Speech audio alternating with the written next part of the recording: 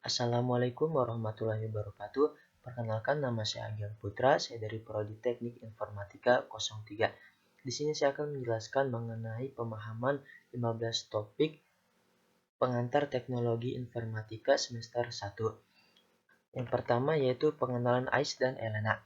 AIS merupakan sistem informasi yang berisi informasi seputar mahasiswa yang berfungsi sebagai media untuk melakukan presensi, melihat daftar presensi, KRS, KHS, unduh pengajuan surat administrasi, dan catatan akademik.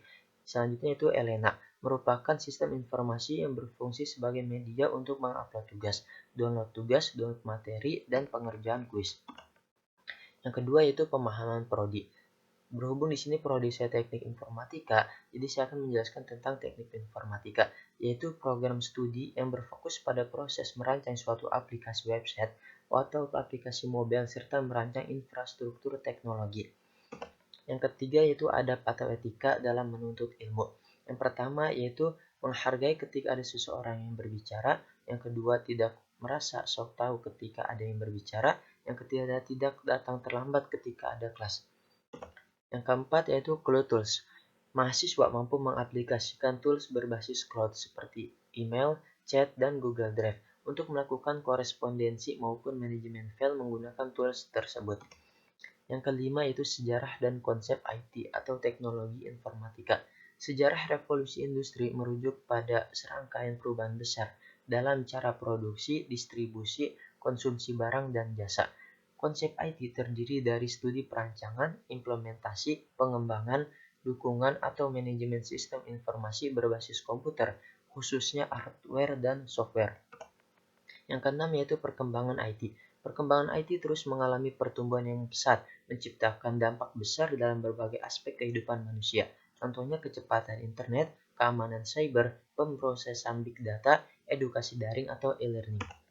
Yang ketujuh yaitu Office Tools. Office Tools atau alat kantor adalah istilah umum yang merujuk pada berbagai jenis perangkat lunak dan perangkat dan peralatan yang digunakan dalam konteks lingkungan kantor atau pekerjaan.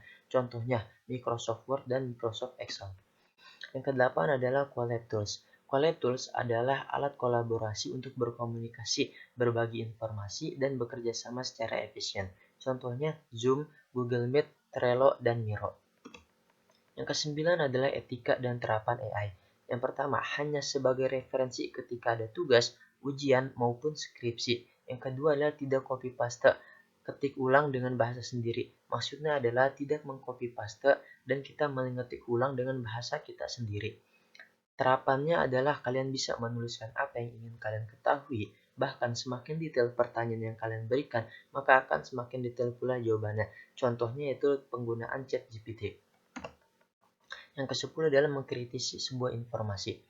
Yang pertama adalah memeriksa sumber informasi, yang kedua adalah memeriksa fakta atau tidaknya informasi tersebut, yang ketiga adalah memperhatikan tanggal publikasi.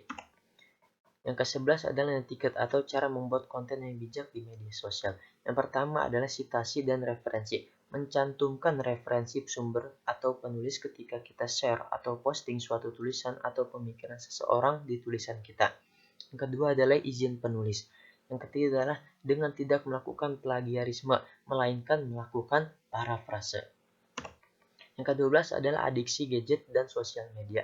Adiksi gadget dan sosial media merujuk pada kecenderungan seseorang untuk mengembangkan ketergantungan atau keterikatan yang berlebihan terhadap penggunaan gadget elektronik atau media sosial. Yang ke-13 adalah data proteksi dan security. Data protection adalah menjaga ketersediaan data dengan cara membuat cadangan dengan mencakup ketersediaan data, penghapusan atau penghancuran, privasi dan keamanan data. Selanjutnya itu keamanan data adalah konsep melindungi data digital dari pencurian, korupsi atau akses tidak sah, mencakup keamanan fisik perangkat, penyimpanan dan perangkat keras hingga kontrol akses administratif dan keamanan aplikasi perangkat lunak. Yang ke-14 adalah worksheet pembelajaran. Yang pertama adalah fase perencanaan, seperti tujuan belajar, cita-cita, motivasi belajar. Yang kedua adalah fase pelaksanaan, seperti hal-hal yang saya lakukan untuk menjaga fokus dalam belajar. Yang ketiga adalah fase refleksi, seperti mengevaluasi pencapaian diri. Yang ke-15 adalah teknik presentasi yang baik. Yang pertama adalah kesesuaian dengan audiens, Yang kedua adalah tujuan yang jelas, yang ketiga adalah struktur yang jelas, yang keempat adalah komunikasi yang efektif, yang kelima adalah visualisasi yang mendukung, dan lain-lain. Mungkin cukup sekian presentasi dari saya, kurang lebihnya mohon maaf. Wassalamualaikum warahmatullahi wabarakatuh.